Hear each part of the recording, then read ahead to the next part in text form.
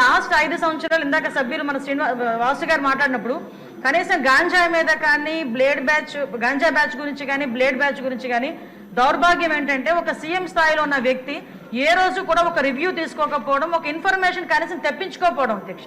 దీని పర్యవసానం ఏదంటే 5 సంవత్సరాలు దీన్ని క్యారీ ఫార్వర్డ్ చేసుకొని ఈ రోజు ఇంతవరకు రావడం జరిగింది అధ్యక్ష. దీని నేపథ్యంలో ఈ రోజు ఈ గాంజాని ఇమీడియట్ గా మనం అరికట్టాలి అనుకునేటప్పుడు చాలా ఎక్సర్సైజ్ చేసుకోవాల్సి వస్తుంది అధ్యక్ష. సిస్టమ్ ని కూడా మనం మళ్ళా రిపేర్ చేసుకోవాల్సిన పరిస్థితి ఏర్పడింది అధ్యక్ష.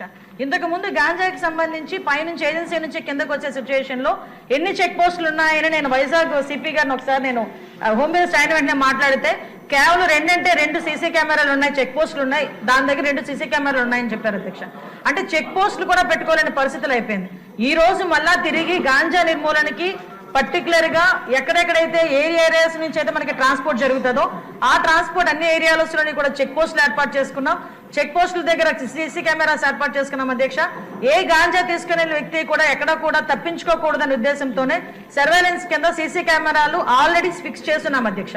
దీని నేపథ్యంలోనే మనం అర్థం చేసుకుంటే అధ్యక్ష, ఈ 5 నెలల కాలంలో మనం వచ్చిన ఎన్డీఏ గవర్నమెంట్ వచ్చిన 5 నెలల కాలంలోనే సుమారుగా 25,000 కేజీల గాంజాని ఈ రోజు పట్టుకొని గవర్నమెంట్ స్వాధీనం చేసుకునే పరిస్థితి, పోలీస్ డిపార్ట్మెంట్ వాళ్ళు పట్టుకొని స్వాధీనం చేసుకునే పరిస్థితి కనిపించింది అధ్యక్ష.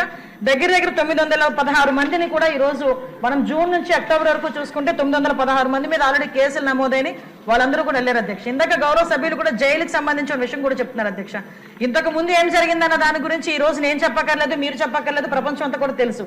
కానీ ఈ రోజు మేము వచ్చిన తర్వాత మన నిఘా యంత్రాలు ఎంత క్లియర్ గా పనిచేస్తున్నాయంటే ఎప్పుడు నుంచి జరుగుతుందో అర్థం కాదు. రాజమండ్రిలోని ఒక ఫార్మసిస్ట్ ఒక జైల్లో ఉన్న వ్యక్తికి గాంజా తీసుకెళ్లే పరిస్థితి నిన్న మొన్న కనిపిస్తే ఇమీడియట్ గా దాన్ని మన నిఘా యంత్రాలన్నీ కూడా పట్టుకొని అతన్ని కూడా అరెస్ట్ చేసి జైలుకు పంపించిన పరిస్థితి.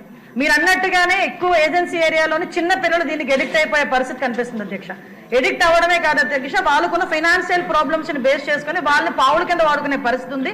కాబట్టి గాంజా బ్యాచ్ల్లోని గాంజాలు సరఫరా చేసేవారు కానీ గాంజా తీసుకునే వాళ్ళకి కూడా అధ్యక్ష ఈ రోజు ఏదో తీసుకొచ్చాము, జైల్లో పెట్టేసాము, వాళ్ళకి రిమాండ్ తీసేసాము, తర్వాత బెయిల్ బయటకు వచ్చి వాళ్ళు అలా చేసే కన్నా వీళ్ళు చేసిన వెంటనే వీళ్ళ మీద పీడియాక్ట్ పెట్టడమే కాదు అధ్యక్ష, వీళ్ళ ఆస్తులు కూడా జప్తు చేయడానికి వీలైతే వాళ్ళకి ఆస్తి ఏమీ లేకపోతే వాళ్ళ దగ్గర ఉన్న ఆధార్ కార్డులు కానీ వాళ్ళ దగ్గర ఉన్న రేషన్ కార్డ్స్ కానీ అలాంటివి కూడా సీజ్ చేసే పరిస్థితి కూడా రప్పించాలి అని గౌరవ ముఖ్యమంత్రి గారు కూడా మాకు ఆదేశాలు ఇవ్వడం జరిగింది అధ్యక్ష. దాని మీద కూడా ముందుకెళ్తున్నాం.